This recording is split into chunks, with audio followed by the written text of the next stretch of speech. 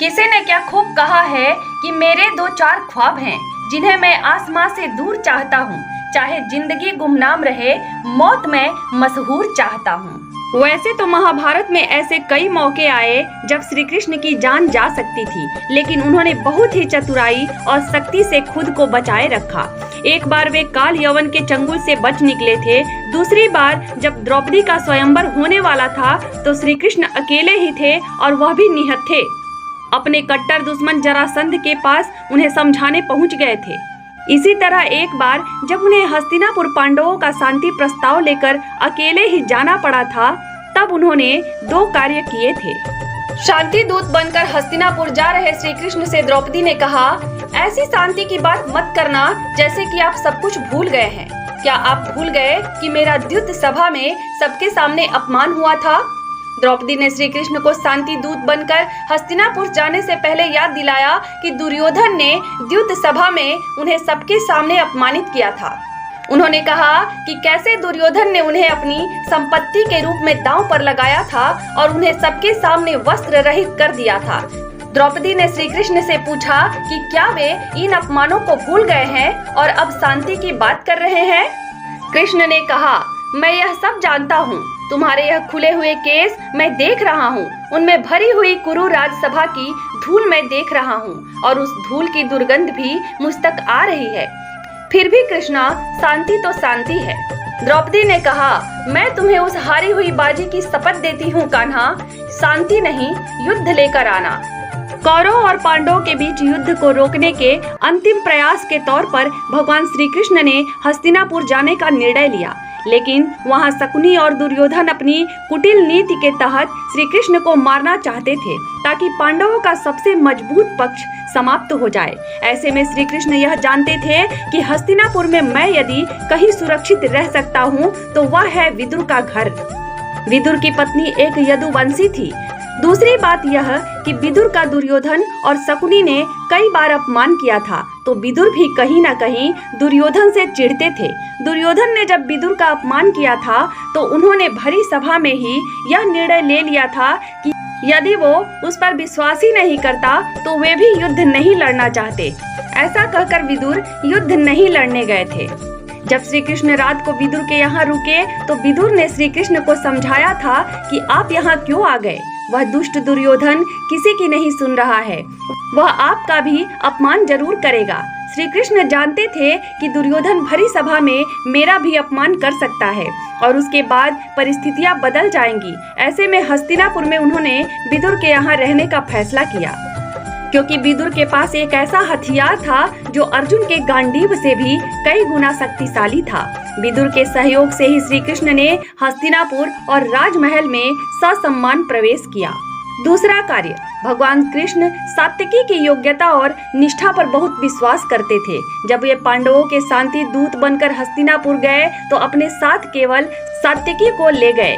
कौरवों के सभा कक्ष में प्रवेश करने से पहले उन्होंने सात्विकी से कहा कि वैसे तो मैं अपनी रक्षा करने में पूर्ण समर्थ हूँ, लेकिन यदि कोई बात हो जाए और मैं मारा जाऊँ या बंदी भी बना लिया जाऊँ तो फिर हमारी सेना दुर्योधन की सहायता के वचन से मुक्त हो जाएगी और ऐसी स्थिति में तुम उसके सेनापति रहोगे और उसका कोई भी उपयोग करने के लिए स्वतंत्र रहोगे। सात्विकी समझ गया कि कृष्ण क्या कहना चाहते हैं, इसलिए वह पूर्ण सावधान होकर सभा कक्ष के दरवाजे के बाहर ही डट गया।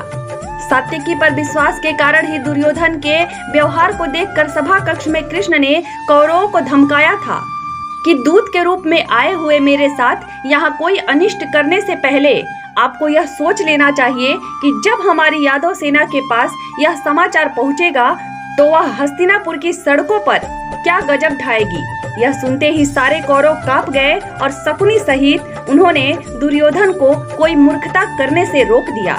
तब श्री कृष्ण ने शांति प्रस्ताव के तहत कौरवों से पांडवों के लिए 5 गांव मांगे थे, लेकिन दुर्योधन ने इस प्रस्ताव को भी ठुकरा दिया था।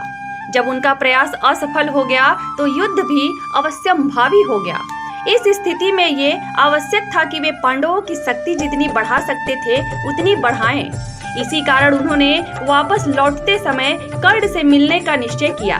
जब कर्ण ने देखा कि श्री कृष्ण स्वयं उनके घर आए हैं तो उन्होंने उनका स्वागत सत्कार किया। फिर कृष्ण ने कर्ण को अपने रथ पर बिठाया और उन्हें गंगा तट पर ले गए। भगवान सभा को छोड़ चले, करके रण गर्जन घोर चले। सामने कर्ण सकुचाया सा, आमिला चकित भरमाया सा। हरि बड़े प्रेम से कर धर कर ले चढ़े उसे अपने रथ पर। रथ चला परस्पर बात चली, समदम की टेढ़ी घात चली। सात्यकी को रथ पर ही छोड़ दोनों एकांत में वार्तालाप हेतु चले गए। कर्ण अनिश्चित था कि कृष्ण उससे क्या बात करना चाहते हैं। कुछ औपचारिक बातों के बाद कृष्ण ने कर्ण से कहा कि हे राधे, आज इस युद्ध को रोकने का मेरा अंतिम प्रयास भी असफल हो गया। अब तो युद्ध निश्चित है। शीतल हो हरि ने कहा हाय, अब शेष नहीं कोई उपाय। हो विवश हमें धनु धरना है, क्षत्रिय समूह को मरना है। मैंने कितना कुछ कहा नहीं, विष व्यंग यहाँ तक सहा नहीं। पर दुर्योधन मत वाला है, कुछ नहीं समझने वाला है। चाहिए उसे बस रण केवल, सारी धरती की मरण केवल। हे वीर तुम ही बोलो, अकाम क्या वस्तु बड़ी थी 5 ग्राम। वह भी कौरव को भारी है, मति गई मूढ़ की मारी है। दुर्योधन को बोलूं कैसे, इस रण को अवरोधूं कैसे। सोचो क्या दृश्य विकट होगा, रण में जब काल प्रकट होगा। बाहर सोड़ित की तप्त धार, भीतर विधवाओं की पुकार। निरसन विषण बिल्लाएंगे, बच्चे अनाथ चिल्लाएंगे। चिंता है मैं क्या और करूं, शांति को छिपा किस ओट धरूं। सब राह बंद मेरे जाने, हाँ एक बात यदि तुम माने। क्या अघटनीय घटना कराल, तू पृथा कुक्षिका प्रथम लाल। बनसूत अनादर सहता है, कौरव के दल में रहता है। सर चाप उठाए 8 प्रहर, पांडव से लड़ने को तत्पर। माँ का स्नेह न पाया कभी, सामने सत्य आया न कभी। हे कर्ण, वास्तव में तुम भी पांडव ही हो, क्योंकि तुम्हारी वास्तविकता माता कुंती है। अतः ये तुम्हारा धर्म है कि तुम अपने पुत्र धर्म का पालन करो। कृष्ण के ऐसा कहने पर कर्ण ने दुख और क्षोभ से कहा, हे माधव, आप किस पुत्र धर्म की बात कर रहे हैं? क्या देवी कुंती ने कभी मातृ धर्म का पालन किया? मेरी माता ने खेल खेल में मुझे सूर्य देव से मांग लिया। क्या ये मेरा अपराध था? सुनकर कर्ण अधीर हुआ, क्षण एक तनिक गंभीर हुआ। फिर कहा, बड़ी यह माया है जो कुछ आपने बताया है। दिन मैं ध्यान जन्म का धरता हूँ, उन्मन यह सोचा करता हूँ। कैसी होगी वह माँ कराल, निज तन से जो शिशु को निकाल। धाराओं में धर आती है, अथवा जीवित दफनाती है।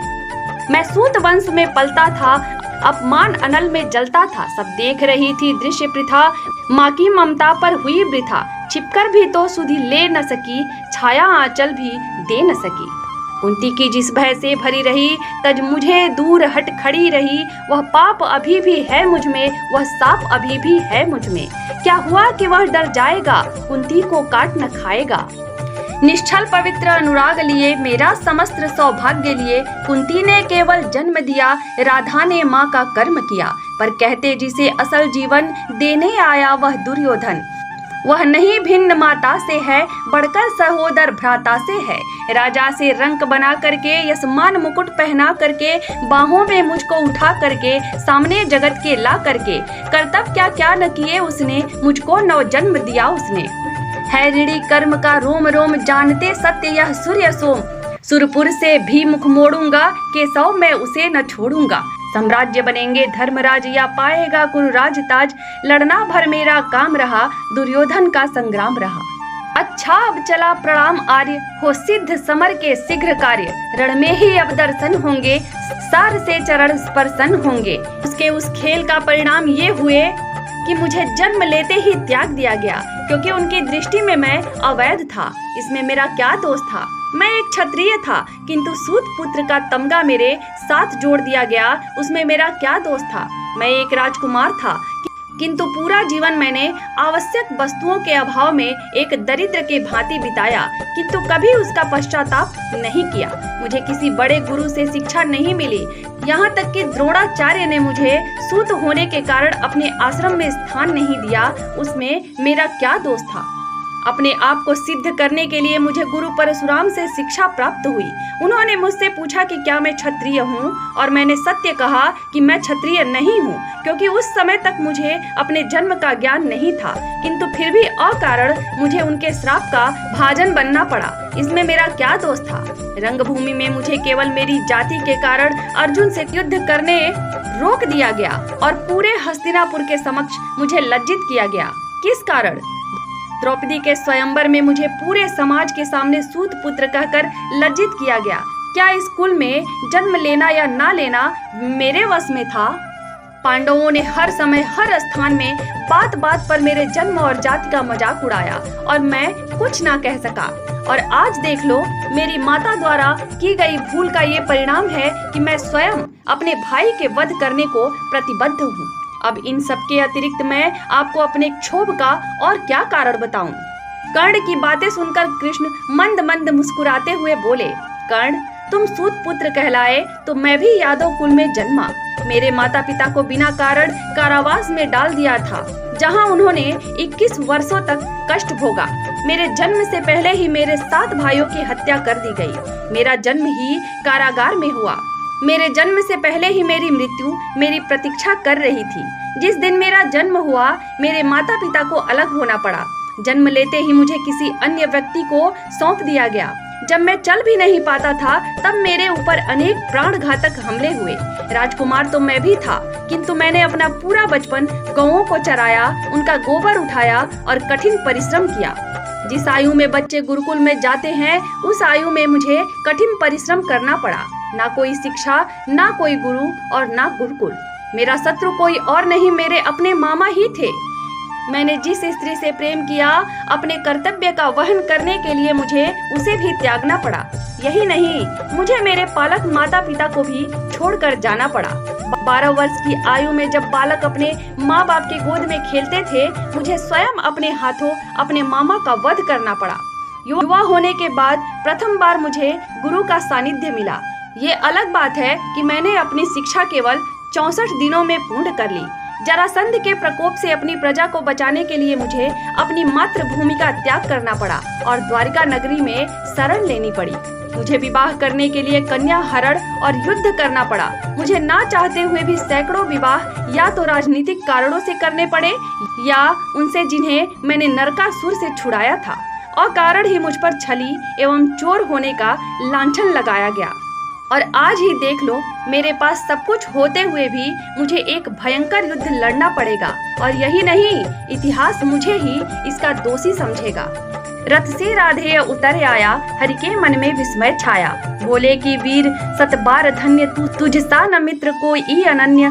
तू कुरुपति का ही नहीं प्राण, नरता का है भूषण महान।